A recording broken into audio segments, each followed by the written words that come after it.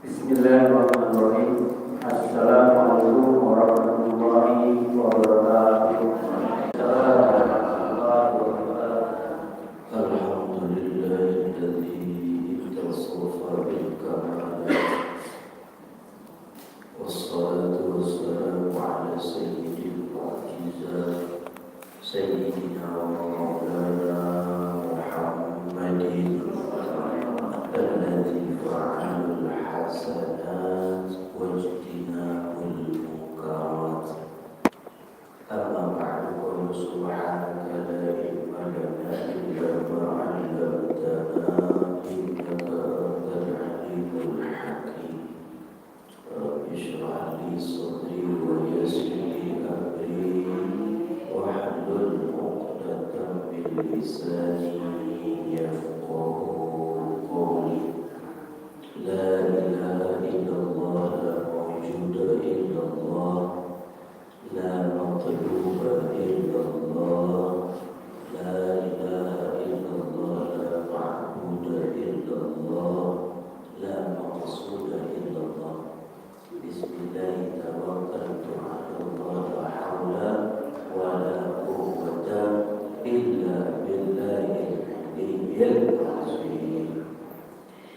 Sadaqallahul azim wa ballagha rasulun nabiyyu habibul karim. Nahnu 'ala dzalika minasyahidin syakirin walhamdulillahi rabbil alamin. Hadratal mukarramin yang mulia, para orang tua, para sesepuh, Bapak Haji Sirwan, Bapak Haji Suryadi, juga para asatidz, Ustaz Misbah, dan juga para orang tua yang lainnya yang saya tidak sebutkan satu persatu namanya. Mudah-mudahan para orang tua kita diberikan kesehatan, juga diberikan barokah umur yang panjang, zahir dan batin. Amin ya rabbal alamin. Dan tak lupa pula yang sama-sama kita hormati para jamaah kaum ibu-ibu yang masya Allah luar biasanya konsumsi semalam sampai berapa itu. Mudah-mudahan ibu-ibu diberikan kesehatan, diberikan barokah rezeki, dan juga diberikan kekuatan dalam menjalankan ibadah dan taat kepada Allah Subhanahu wa taala. Amin ya rabbal alamin. Juga yang saya hormati para bapak-bapak sekalian, khususnya MC-nya, juga ketua DKM tadi semalam itu berangkat katanya mana? Serang ya, Serang. Kemudian juga Ustaz Ridwan memang tidak bisa hadir, nggak ada ya Ustaz Ridwan. Kemudian bilang ke saya, siap atau siap aja ya, namanya orang udah main pinggir kali, kalau dijorokin harus siap berenang. Repotnya nggak bisa berenang. Ya, pada pagi hari ini yang berbahagia, kita bersyukur kepada Allah Subhanahu wa taala dalam rangka thalabul ilmi, juga dalam rangka majelis zikir atau majelis ilmi. Mudah-mudahan dengan kumpulnya kita itu menjadi suatu wasilah disolehkannya turunan-turunan kita, anak cucunya menjadi anak cucu yang berbakti kepada kedua orang tua, juga menjadi generasi penerus agama dan bangsa. Amin ya rabbal alamin. Sebelum kita lanjut, biar lebih semangat ya, kita baca sholawat kepada Nabi Muhammad sallallahu alaihi wasallam. Ya Nabi salam alaika, ya Rasul salam alaika, ya Habib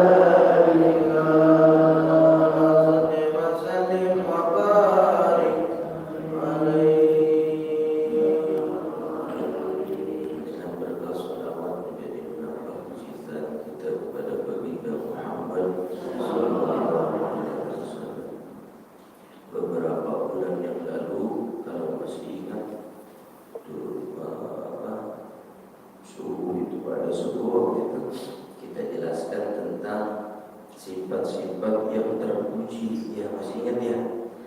Di antaranya kalau kemarin terakhir yaitu membersihkan apa? Memotong kuku. Masih ingat?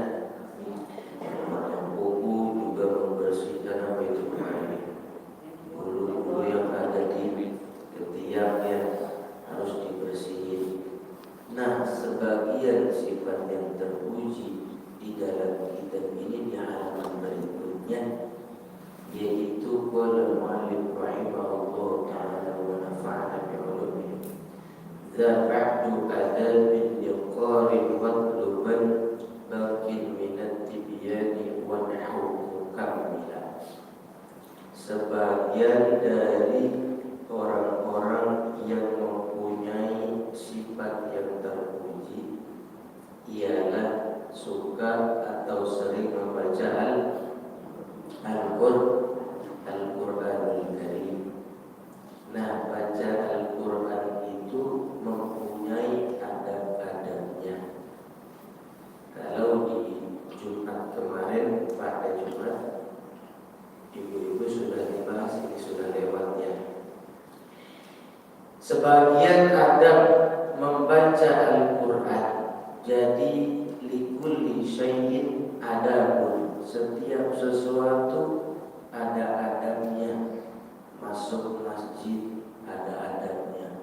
Masuk masjid bukan Assalamualaikum. Ada itu masuk masjid Assalamualaikum. Mau dikasih tahu enak ya udah itu aja. Masuk masjid bacanya apa? Allahumma bagaimana?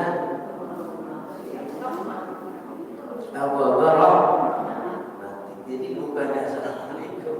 Bagus, memang gak ada salahnya. Bagus, Assalamualaikum bagus. Masuk masjid cuman kurang pas. Kayak kita punya TV tidak di dapur. TV bagusnya di ruang tamu ya. Begitu ceritanya. Jadi setiap sesuatu ada adabnya. Ketika ngaji ada adabnya. Ada yang bicara, ada juga yang mendengar. Kalau semuanya bicara nggak kedengeran ya, berarti ada adabnya. Nah, adab membaca Al-Quran di dalam kitab Kifayatul Atsiyah dikatakan di sini ada 8 perkara. Ya, kita kan memang sering baca Al-Quran.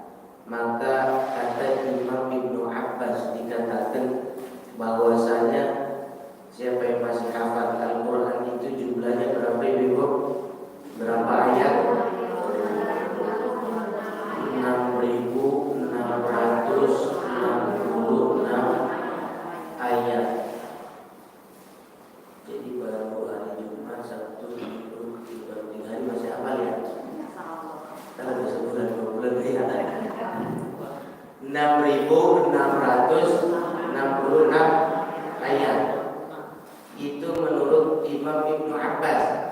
Maka dari 6.666 ayat terperincinya adalah 1.000 ayat tentang perintah Allah, 1.000 ayat tentang larangan Allah, 1.000 ayat tentang janji-janji Allah, 1.000 ayat tentang ancaman Allah, 1.000 ayat tentang kisah Nabi dan Rasul, 500 ayat tentang ayat nasikh dan mansukh, yakni ayat yang disalin.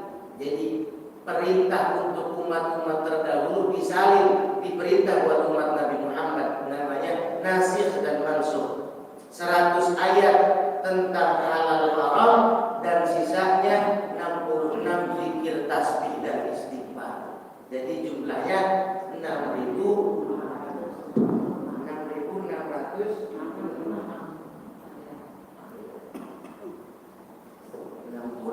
ayat. 1.000 ayat tentang perintah Allah, di antaranya wa'mur ahlaka bis-shalah wastabir 'alaiha. Perintahkanlah keluargamu untuk melaksanakan salat dan juga bersabar atas pekerjaan itu. Berarti wajib perintah keluarga buat salat, anak diperintahin, cucu diperintahin bersalat, diajak. Itu ayat perintah namanya.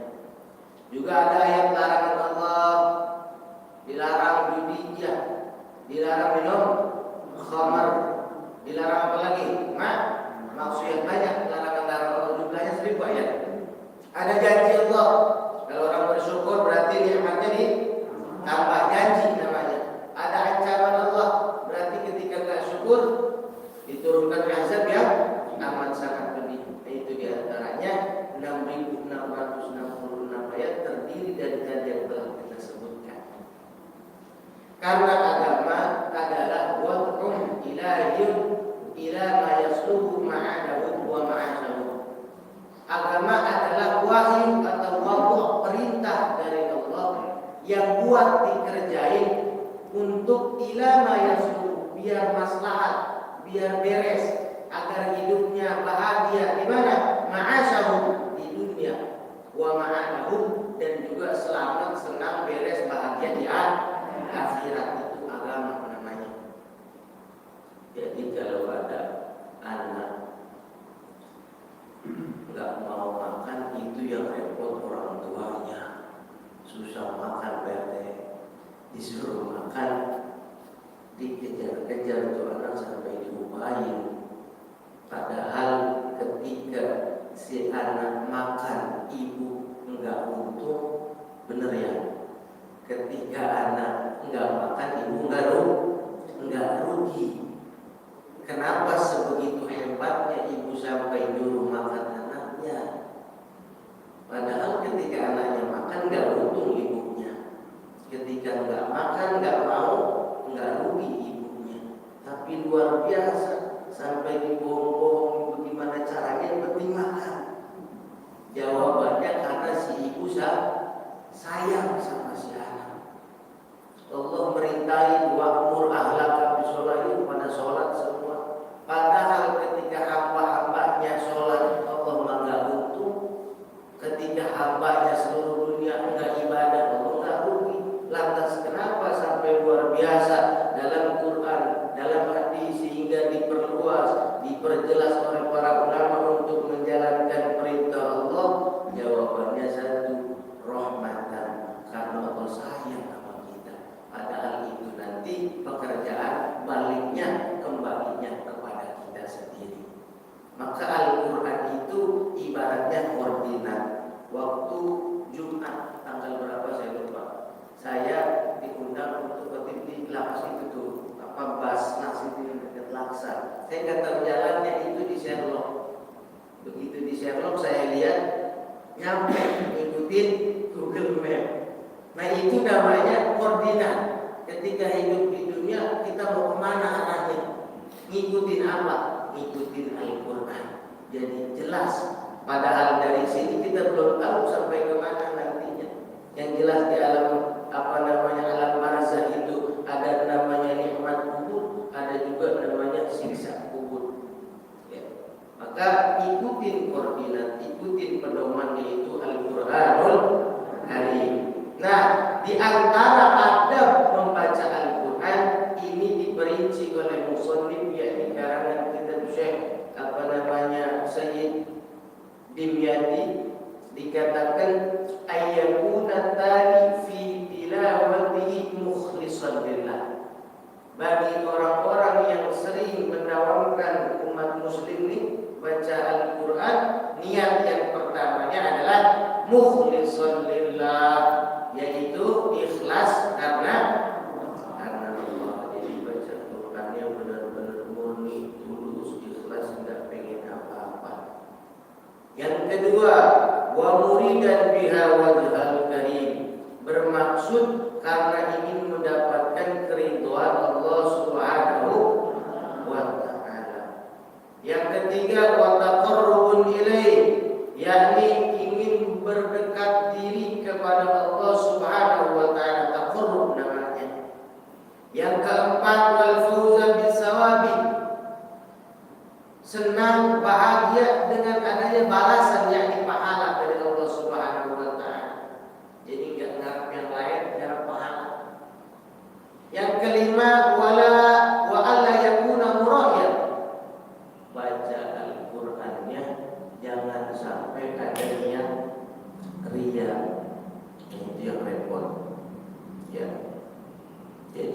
murni, nggak ada ingin dilihat, nggak ada pengen dilihat sama makhluk. Kalau ibarat santri nggak pengen dialam sama mertuanya, ikhlas dia nggak riak, nggak boleh riak. Yang keenam, wala mutasani'an, nggak boleh ngada-ngada baca Qurannya. Ketika jadi imam karena emang mic-nya bagus, umpama saya begitu, ngada-ngadain aturan wajib mutasil cuma 5 harokat, wakilah sebagai ulama mengatakan 6 harokat, dibikin panjang, itu ngada-ngada namanya, nggak boleh. Ya. Kemudian wala mutazayyinan li makhluk, berhias karena pengen didengar sama makhluk, kayak model dilombain, pengen dapat hadiah umroh. Nah itu nggak boleh yang begitu.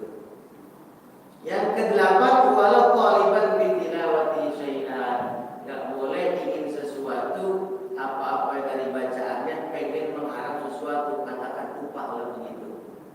Jadi benar-benar niatnya murni, ikhlas karena Allah Subhanahu wa ta'ala. Itu diantaranya ada orang yang sering membaca Al-Quran. Maka di sini dikatakan bagi minat tibyani wal hawakila, andaikan ingin mencari selebihnya dari ada orang yang membaca Al-Quran, maka lihatlah di dalam kitab At-Tibyan. Judul kitabnya At-Tibyan yang dijelaskan oleh Al-Imam Muhyiddin Nawawi. Di situ dijelaskan fi bayani adabi hamalatil Quran.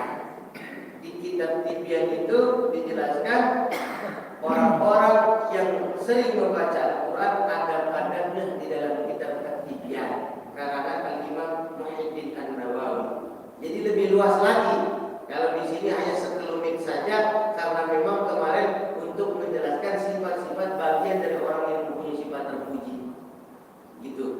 Jadi ketika ingin lebih luas lagi, penasaran gimana sih kalau kita mau lihat tentang adab-adab orang membaca Al-Quran, kok dijelasin di sini, dikatakan di dalam kitab At-Tibyan karangan Al-Imam Muhyiddin Nawawi rahimahullah taala pada penjelasan fi adabi hamalatil Quran, menjelaskan adab-adab orang yang sering membaca Al-Quran begitu.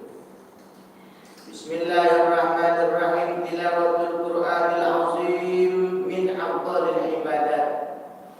Jadi Al-Quran al-muta'abbadu bitilawati, ketika dibaca itu menjadi ibadah. Maka ibadah yang paling tinggi, ibadah yang paling afdal min a'zamil ibadah, afdalul ibadah. Yang paling utama, paling bagus-bagus ibadah ialah tilawatul Quran, membaca Al-Quran. Bahkan dulu sebelum bed ini dijelaskan Quran itu ketika kita baca menjadi obat hati. Ingat gak? Ya. Jadi di tengah-tengah begitu menjadi obat hati. Jadi orang yang galau, yang pusing baca Quran, enak ngantuk tidur tahu-tahu. Nah itu diantaranya. Maka qala Rasulullah sallallahu alaihi wasallam, afdhalu ibadati ummati tilawatul Quran. Sepaling afdalnya ibadah umatku, maka itu adalah tilawatul Quran, membaca Al-Quran Karim. Wa qala alaihi salam, man qara'a harfan min kitabillah katabalahu hasanatin. Siapa orang yang baca Al-Quran satu huruf, maka Allah tulis lahu hasanatin, satu kebaikan. Wal hasanatu bi asyri amsalha, dan satu kebaikan itu dibalas dengan 10 kebaikan. Jadi satu huruf baca dibalas 10 kebaikan. Kalau kita sholat yang kita baca umpamanya dari surat Al-Fatihah, dari Bismillah sampai Al-Fatihah, itu jumlahnya 156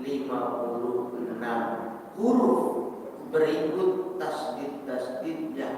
Kalau Bismillahirrahmanirrahim itu jumlahnya 19 huruf dari mulai bismillah sampai ar-rahim. Jumlah seluruhnya 156 huruf sampai waladhdallin. Nah, ini kalau hitungan matematika kita berarti kalau dikali 10 berapa? Berapa? 156 dikali 10.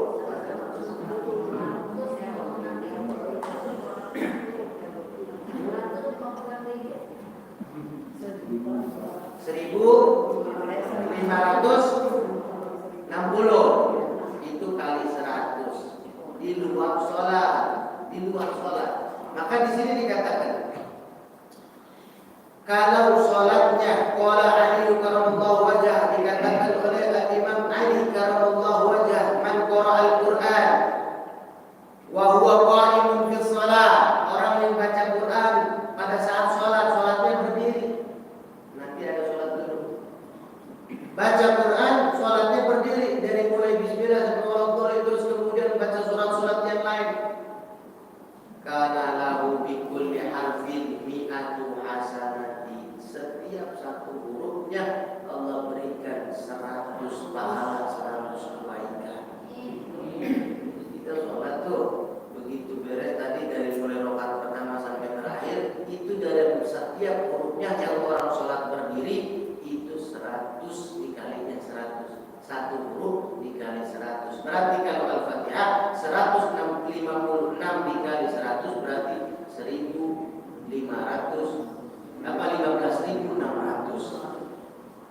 Pahalanya banyak benar. Banyak orang kalau pahala ditaruh di dunia gabungan. Ya, begitu orang pulang sholat Jumat itu pahala belum untuk bagian lewat dia nggak bisa pulang. Karena saking banyaknya pahala, maka pahala mah ditaruhnya di akhirat yang kelihatan. Begitu. Kemudian waman qara'ahu wa huwa qa'idun fi shalah. Siapa orang yang baca Al-Qur'an pada saat sholatnya posisi qa'idun, yakni duduk. Kana lahu bi kulli harfin 50 hasanatin. Tiap-tiap hurufnya Allah berikan 50 pahala, 50 kebaikan. Sholatnya duduk. Ya, ada yang duduk kan? Kalau nggak buat berdiri berarti duduk. Kalau nggak buat duduk, sholatnya sambil duduk iftirash, ya, kayak duduk at-tahiyat awal. Itu yang diperintahkan dulu begitu. Jadi terus duduknya bukan gitu ya. Jadi duduknya iftirash, duduk tahiyatul awal, itu yang diperintahkan dulu begitu. Nggak ngerti kalau duduk yang lain, saya nggak tahu. Nah, kalau nggak bisa duduk berarti berbaring, tidak nyawigil kalau orang sudah bilang, sambil miring tidurnya hadap kiblat. Nggak bisa miring berarti sambil berbaring, ya. Itu di kitab Sabina dijelasin, kalau nggak bisa berbaring berarti dengan isyarat mata, seperti itu di pada matanya. Ya, kalau nggak bisa isyarat dengan isyarat hatinya sholat. Kalau nggak bisa pakai isyarat hati berarti dibungkus ya. Iya, kayak lontong dibungkus. Dia mau ngapain lagi? Tinggal dibungkus doang kan? Maka berarti semenjak kita selagi masih bisa sholat di belakang imam, sholat takutnya kita sholat di depan imam doang. Ya. Kalau selagi kita masih bisa baca Quran, mending baca begitu. Takutnya Al-Quran dibaca di depan kita kering. Ya, ya, selagi kita bisa ke masjid berangkat begitu maksudnya. Ada yang tahu kan umur. Maka tadi kalau udah nggak bisa berdiri, sholatnya sambil duduk. Nah, orang yang sholat sambil duduk baca Al-Quran yang dibaca sholat, yakni bacaan tersebut adalah ayat-ayat Quran, satu hurufnya dibalas 50 kebaikan. Wa man qara'ahu wa huwa 'ala ghairi taharatin wa man qara'ahu kharijus shalah. Siapa orang yang baca Al-Qur'annya di luar salat, yakni posisinya lagi enggak salat.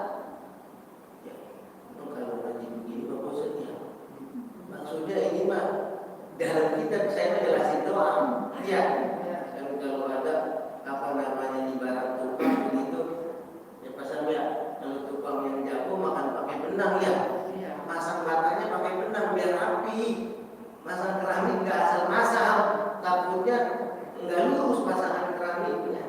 Maka kalau yang benar begini, baca kitabnya jelas.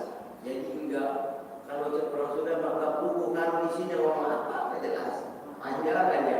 Tapi ini mah jelas. Maka dikatakan siapa orang yang baca Quran di luar sholat, posisinya lagi nggak sholat, lagi di rumah umpama lagi santai, tapi ala taharatin, dia punya wudu suci keadaannya, maka kana lahu bi kulli harfin khamsun wa ishruna hasanatin. Setiap dari satu hurufnya Allah berikan 25 pahala, 25 kebaikan.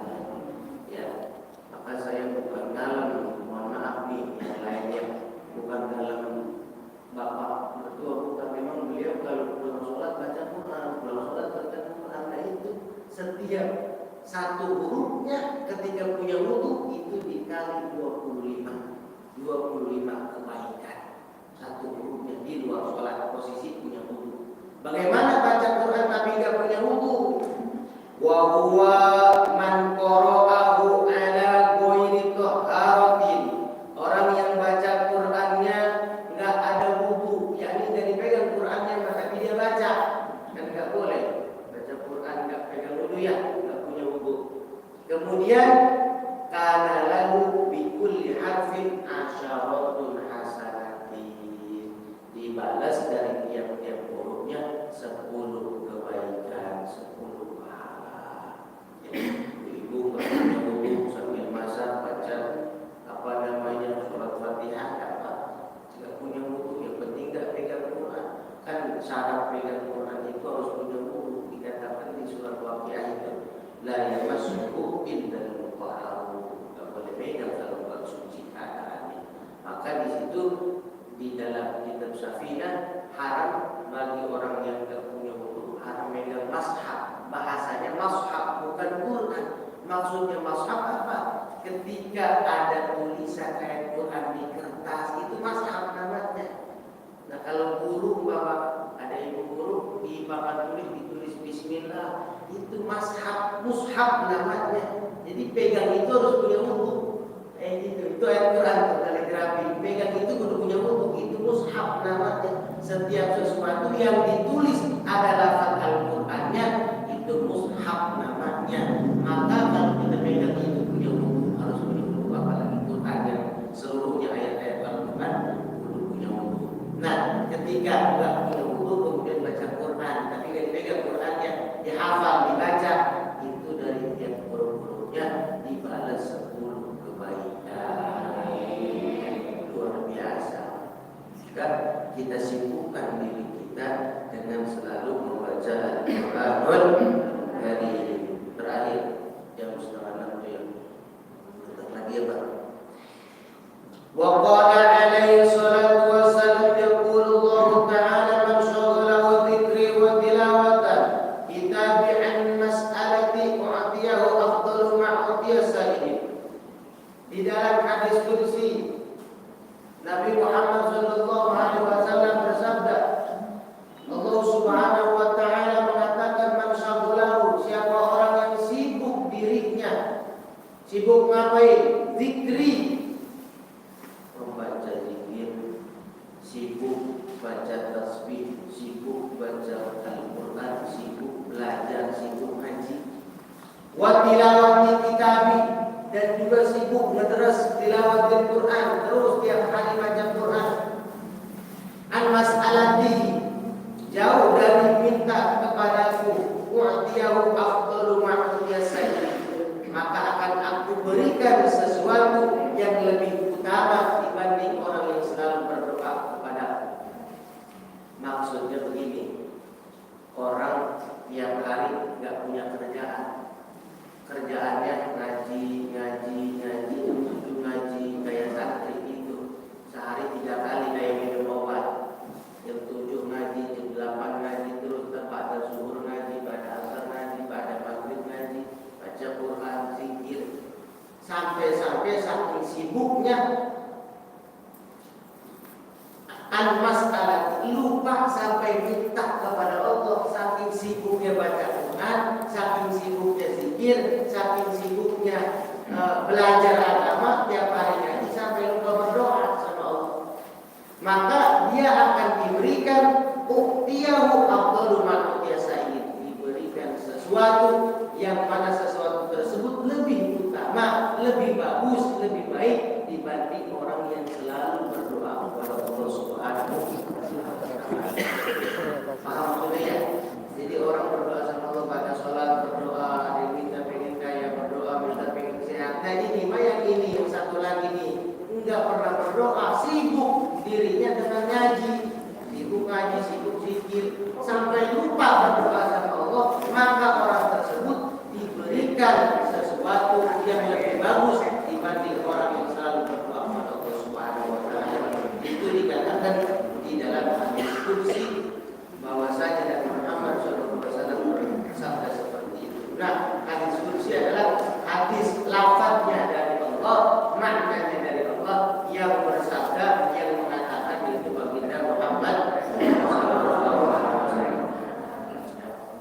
Jadi kalau kita sibuk baca Quran, sibuk baca zikir, sampai lupa minta sama Allah saking sibuknya, itu beres baca Quran mengaji, gimana berangkat lagi, habis itu ngaji lagi sampai lupa berdoa, maka Allah berikan sesuatu yang tidak diberikan kepada orang yang selalu berdoa kepada Allah Subhanahu wa taala.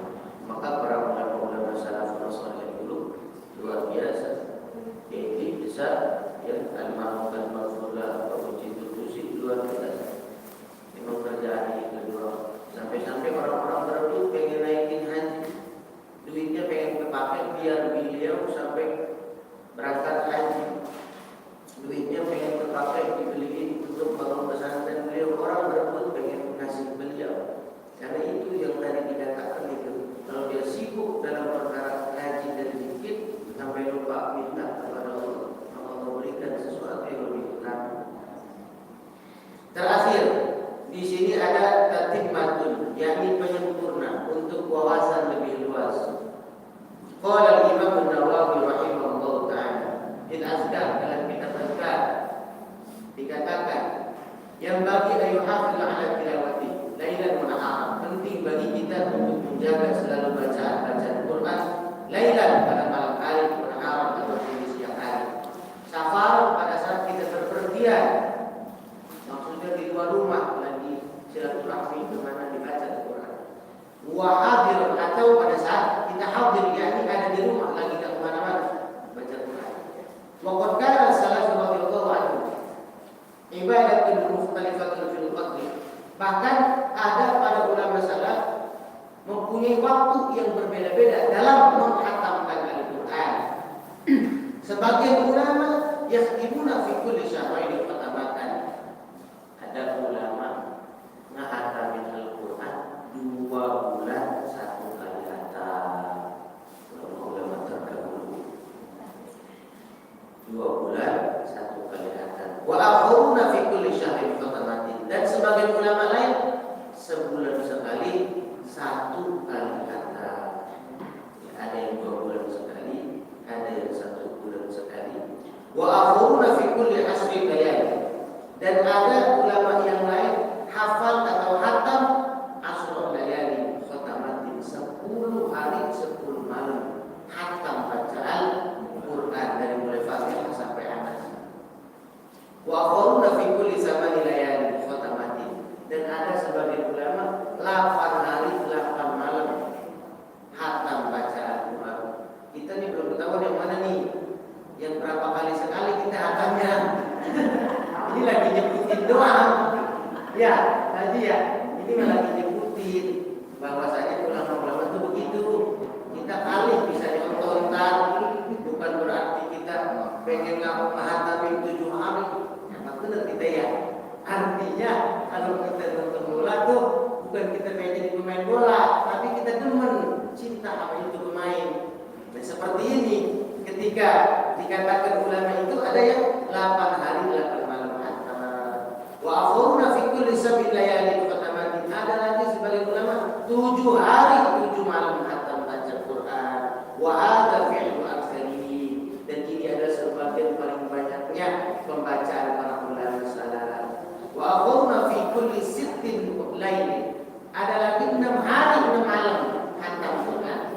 Sebagian lagi arba'in, 4 hari 4 malam khatamin sekali khatamin Al-Quran. Wa fi kulli salasin, dan sebagian ulama lain 3 hari 3 malam khatam baca Al-Quran. Fi kulli yawmin wa lailatin khatamin, dan ada sebagian lagi para ulama salaf itu menghatamkan baca Al-Quran 1 hari 1 malam khatam baca Quran. Wa khatama jama'atin fi kulli lailatin yasmin wa ini, dan sebagian lagi ada 1 hari 1 malam 2 kali khatam. Wa akhuruna fi kulli yawmin wa lailatin, dan sebagian ulama salaf yang lain setiap 1 hari 1 malamnya salasu khatamatin, 3 kali khatam. Wa khatama ba'duhum, dan menghatamkan para ulama salaf fi yaumin wa lailatin samanin khatamatin, 8 kali khatam sehari semalam. Arba'an fil lail, 4 kali dibaca khatamnya pada malam hari. Wa arba'an fil nahar, dan 4 kali khatam dibaca pada siang hari. Sehari semalam 8 kali, itu kapan tidurnya ya?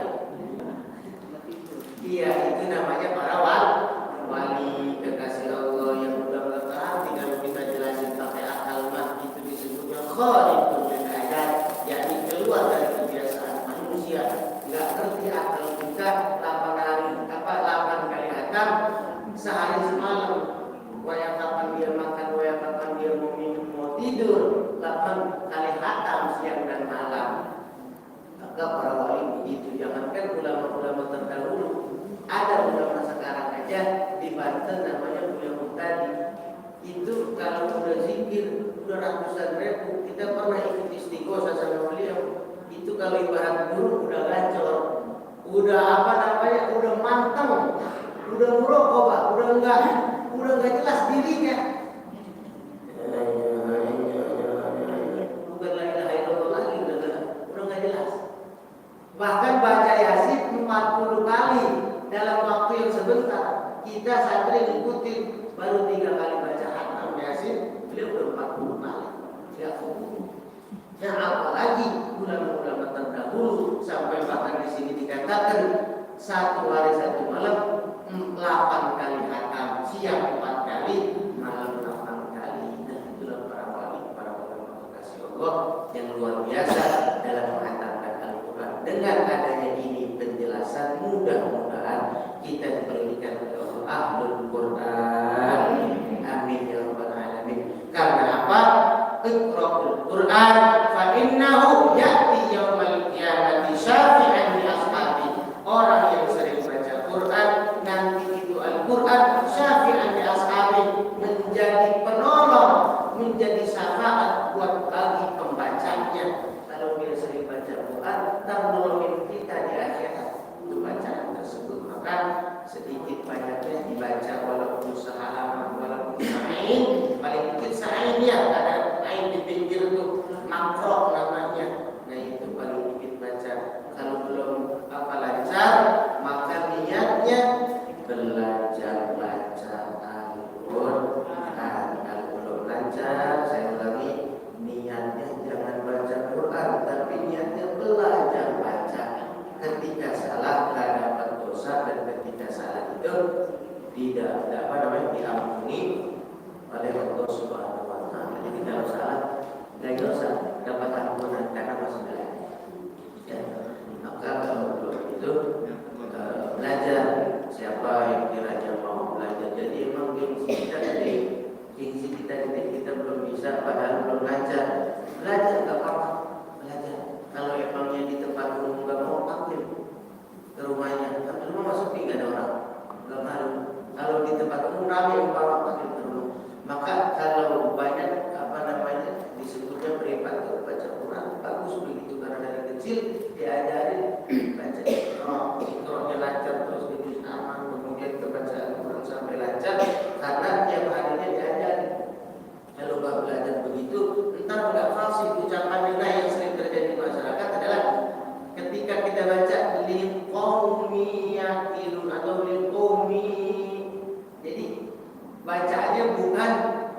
bukan o atau bukan u, ya.